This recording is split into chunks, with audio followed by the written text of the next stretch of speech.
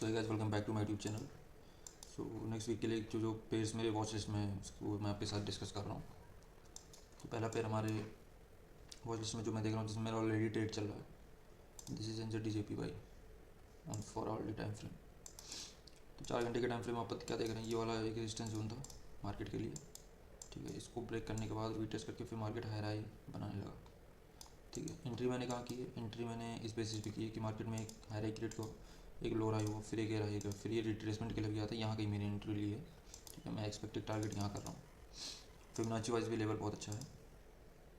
Fibonacci wise भी 0.5 का golden retracement zone पे है ये। ठीक है, तो अभी ये है मेरा समथिंग ट्रेड यहाँ पे ऐसे चल रहा है। इसी के नीचे का एसएल है।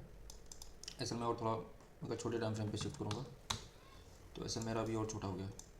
अभी जो एसएल मैंने इनिशियली जो मेरा एसएल यहाँ था अभी मैंने यहाँ शिफ्ट कर दिया, क्योंकि अब छोटे टाइम फ्रेम पे दोगे तो ये वाला स्ट्रक्चर एक हाई क्रिएट कर दिया यहाँ पे भी। तो इसके नीचे अगर आता है मार्केट तो मैं स्टॉप आउट हो जाऊँगा इस ट्रेड से। बट ट्रेड काफ़ी अच्छा है। आने वाले वीक में अगर आप देखोगे तो पोटेंशियल चांसेस इसके ये हैं कि मार्केट यहाँ से ऐसे धीरे धीरे करके ऊपर की तरफ जा सकता है। तो ये अपना न्यूजीलैंड JPY का था। नेक्स्ट पेयर जो है हमारा वो GBP-USD है। ऑलरेडी जैसे GBP-USD में मैंने मार्क रखा है, मैं हटा देता हूँ।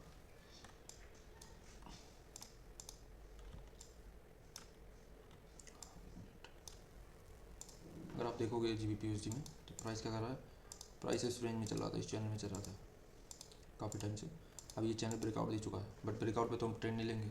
मैं चाहता हूँ एक बार मार्केट थोड़ा और नीचे आए, फिर नीचे आके जब फिर ऐसा जब पुल बैक देगा ना तो ये लिए हमारे लिए क्रूशियल जोन हो जाएगा। यहाँ से सेलिंग अपॉर्चुनिटी हम देख सकते हैं।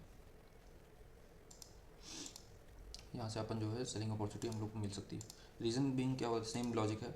मार्केट में हाई राइज क्लियर होता है। अगर देखा जाए तो हाई टाइम फ्रेम भी हमारे पास, अगर आप डेली टाइम फ्रेम पे शिफ्ट हो गए, डेली टाइम फ्रेम पे शिफ्ट हो गए तो हमें कंटिन्यूसली लो लोस, एक हाई हाई लो लो लो, ठीक है, फिर ये पोटेंशियल एक लो लो की क्रिएट करने के रीजन में दिख रहा है। ठीक है, तो अपने को इतना लंबा टारगेट नहीं चाहिए, इतना ही चाहिए। इतना भी अगर मिल गया अपने को तो 1:2 मेरे को मिल जाएगा।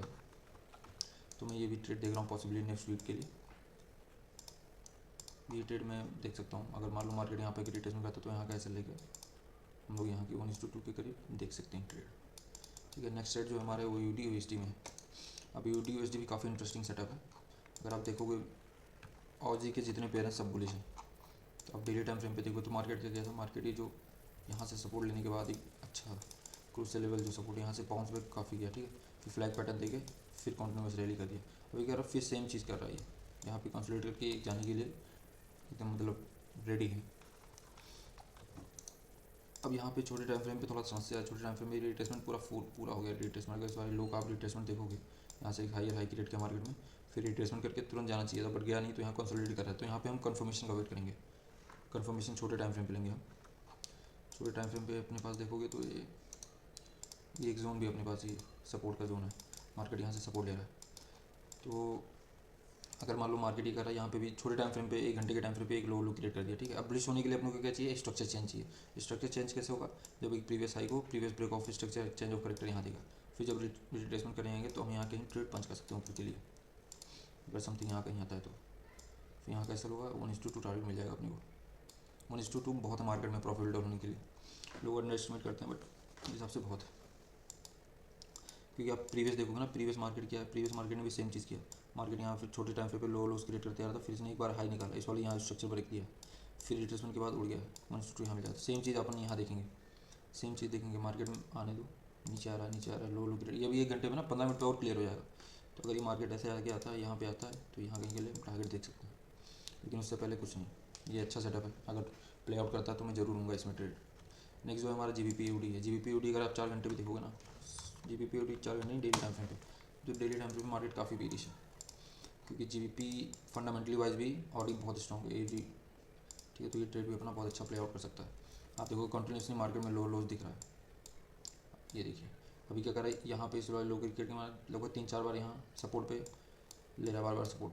अभी क्या रहा है, कोई चीज़ कोई लेवल जब बार टेस्ट होता है तो उसके टूटने के चांसेस ज़्यादा हो जाएगा ट्रेंड में है तो अपने पास सीन क्या है, अपने पास डाउन ट्रेंड भी है, बार सपोर्ट टेस्ट कर रहा है, तो चांसेस बहुत ज़्यादा हाई प्रोबेबिलिटी कि यहाँ से तोड़ के इस बार यहाँ तक का टारगेट हमें मिल जाएगा। अगर मान लो समथिंग यहाँ तोड़ता है तो इस वाले लेवल तक हम लोग को बहुत आसानी से टारगेट मिल जाएगा। 4 में अगर आप शिफ्ट हो जाओगे तो 4 घंटे भी अगर आप देखोगे ना, 4 घंटे भी मार्केट इतना बड़ा स्ट्रक्चर जोन है। ये देखिए इतना बड़ा लेवल है।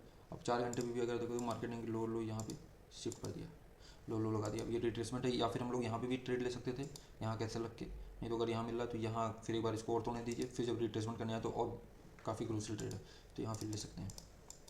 ठीक है, ये अपने पास लेवल है 8 GBP UD के लिए मार्केट में, जो मैं वॉच कर रहा हूँ।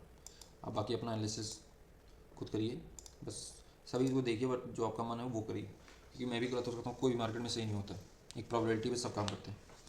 ठीक है, तो ये मेरा प्लान है GBP AUD को लेकर। नेक्स्ट जो मैं देख रहा हूँ वो है सिल्वर में इंटरेस्टेड नहीं होगी, ठीक है, क्योंकि वो काफ़ी चॉपी प्राइस हो गया है। अब 4 घंटे भी देखो तो मार्केट एक रेंज में आ गया है, मार्केट इसमें काफ़ी दिन से कंसोलिडेट कर रहा है। मेरे हिसाब से अभी 1-2 दिन और ऐसे रहेगा, फिर कहीं ब्रेकआउट देगा। लेट्स सी क्या होता है, अगर ब्रेकआउट देता तो मैं इंटरेस्टेड हूँ यहाँ पे सिल्वर। वैसे तो पुलिस है फंडामेंटली लॉन्ग टर्म के लिए, तो मेरे हिसाब से आप शॉर्ट मत करिएगा इसे। अगर मान लीजिए शॉर्ट की अपॉर्चुनिटी भी मिलती है तो वेट करिएगा, बाइंग की अपॉर्चुनिटी ढूंढिएगा। कैसे बाइंग की अपॉर्चुनिटी ढूंढेंगे आप, मार्केट में यहाँ आने दो, अभी रिट्रेसमेंट की एक बार ये टेस्ट करके यहाँ आके कुछ अगर बुलिश साइन देता है तो यहाँ से आप ऊपर की तरफ ले सकते हैं। ठीक है, तो ये अपना सिल्वर का मेरा प्लान है। तो गोल्ड में मैं सेम चीज़ देख रहा हूँ। मैं क्या कर रहा हूँ, अगर मान लो मार्केट यहाँ से जाता है, ठीक है, यहाँ कंसोलिडेट करता है 4 घंटे के टाइम फ्रेम पे, फिर ब्रेकआउट देता है तो मैं इंटरेस्टेड हूँ। अगर सिंपली ऐसे तोड़ देता है फिर मैं इंटरेस्टेड नहीं हूँ। फिर मैं इंटरेस्टेड कब हूँगा, जब यहाँ आगे पुल बैक लेगा, फिर जब कंसोलिडेट करेगा फिर ऊपर जाएगा। ठीक है, तो ये है मेरा प्लान गोल्ड में। अगली टाइम फ्रेम पे ट्रेड मिल सकता है, अगर आप देखोगे छोटे ट्रेड्स मिल सकते हैं,